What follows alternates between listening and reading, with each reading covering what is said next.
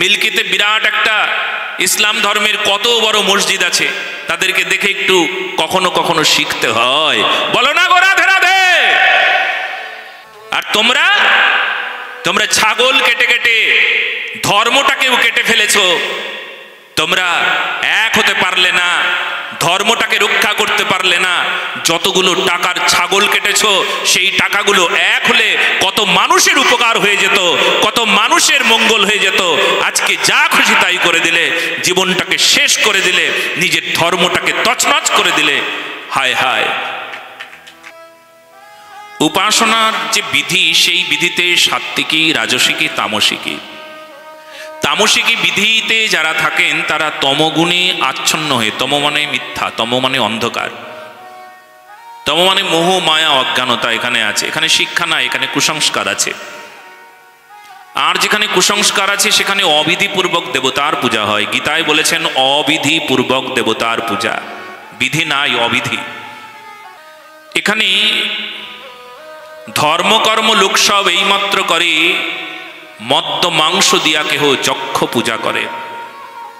এখানে পূজার ক্ষেত্রে মদ মাংস অবিধিপূর্বক, যেগুলো ব্যভিচারী, যেগুলো তমগুণে আচ্ছন্ন হয়ে করে, সত্যগুণ নাই এখানে। অথচ দেবতা সামনে, দেবতা তার সামনে ছাগলটাকে কাটছি, সামনে দেবতা, সামনে মা জগদ্ধাত্রী জগৎজননী সামনে আছেন, অথচ তার সামনে কোনো পশু হত্যা করছি, কোনো প্রাণীকে কাটছি, মানে সেই পশুটার মায়েরই সন্তান, তাকে কেটে দিচ্ছি। অবিধিপূর্বক দেবতার পূজা। আপনার কি মনে হয় সনাতন ধর্মের কোনো উন্নতি হচ্ছে এতে? ধর্মের কি কোনো উন্নতি হতে পারে? মানুষ যখন অমানবিক হয়ে যায়, হিংসাকেই যখন কোনো ধর্মের অঙ্গে নিয়ে আসে, সাধারণ মানুষ হিংসা করে, মদ মাংস আদি গ্রহণ করে, ভুল করে, তমগুণে আচ্ছন্ন হয়, কলিকালের প্রভাবে চলে সাধারণ মানুষ। কিন্তু হায় দুর্ভাগ্য এটাই যে ধর্মের নাম করে যখন মদ্য মাংস আদি ব্যবহার করে, এটাই সবচাইতে বড় যন্ত্রণার। আর ধর্মকে রসাতলে দেওয়ার একটা বিশেষ ব্যবস্থা, ধর্মকে শেষ করে দেওয়ার একটা প্ল্যান প্রোগ্রাম বহুকাল ধরে চলছে। এটাও ঠিক পরম্পরায় এগিয়ে এসেছে, অনেক দিন ধরে চলছে এরকমভাবে। ভালো করে শুনুন, আপনারা মন দিয়ে শুনুন। কত জায়গায় দেখলাম, আপনাদের মালদায় কম নাই, মালদায় প্রচুর। এই মিল্কিতে এতবার বলেছি ওদেরকে, মিল্কি জায়গাটার নাম হলো মিল্কি। জানেন যে মন্দির, সে মন্দিরটা দেখুন, মাথায় কিছু নাই মন্দিরের ওপরে ছাদ নাই। প্রতিটা বৎসর কোটি টাকা ব্যয় করে, কোটি টাকা খরচা করে। কিসের জন্য জানেন? ছাগলের পেছনে। হাজার হাজার ছাগল আসে, কম্পিটিশনে ছাগল কাটা হয়। ভালো করে বুঝুন বিষয়টা, আমরা হিন্দুরা কেন পিছিয়ে গেছি। হাজার হাজার ছাগল কাটা হয় দেবতার সামনে। এই আমার দিকে ধ্যান দাও সবাই। কম্পিটিশনে আপনারা যদি 6টা ছাগল দেন, আমি 10টা দেব। এইবারে যদি 3টা ছাগল দেয়, আমি 4টা দেব।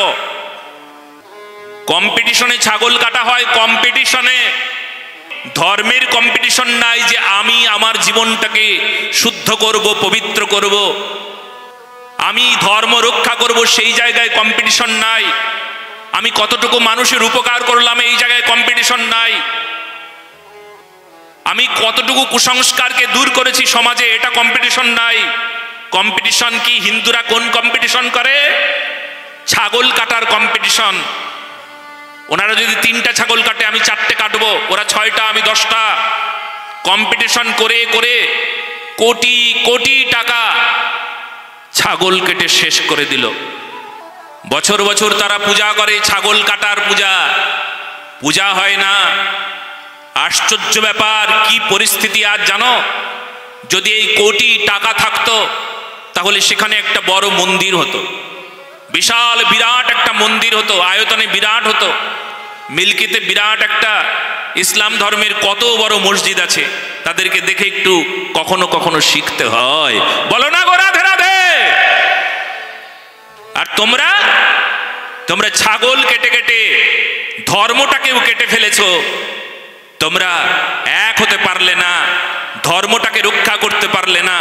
যতগুলো টাকার ছাগল কেটেছো, সেই টাকাগুলো এক হলে কত মানুষের উপকার হয়ে যেত, কত মানুষের মঙ্গল হয়ে যেত। আজকে যা খুশি তাই করে দিলে, জীবনটাকে শেষ করে দিলে, নিজের ধর্মটাকে তছনছ করে দিলে। হায় হায়, কি গতি হবে। আমি সেই মন্দিরে গিয়ে আমার মাথা খারাপ হয়ে গিয়েছে। মন্দিরের মাথা নাই, ওখানে দেবতা দাঁড়িয়ে আছে, মন্দিরের মাথা নাই। কি করে মাথা থাকবে? কারুর মাথায় কি এইটুকু বুদ্ধি আছে? কারুর মাথায় কি এইটুকু ধর্ম আছে? কারুর মাথায় সংস্কার আছে?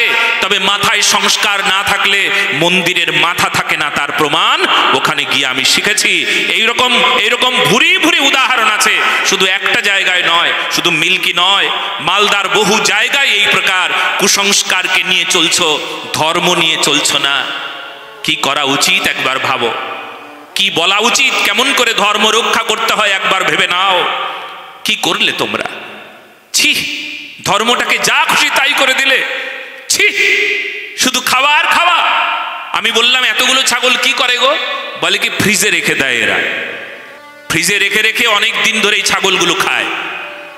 হায় রে হায়, কি রাক্ষস দেখেছি, কত হিংস্র মানুষ দেখেছি।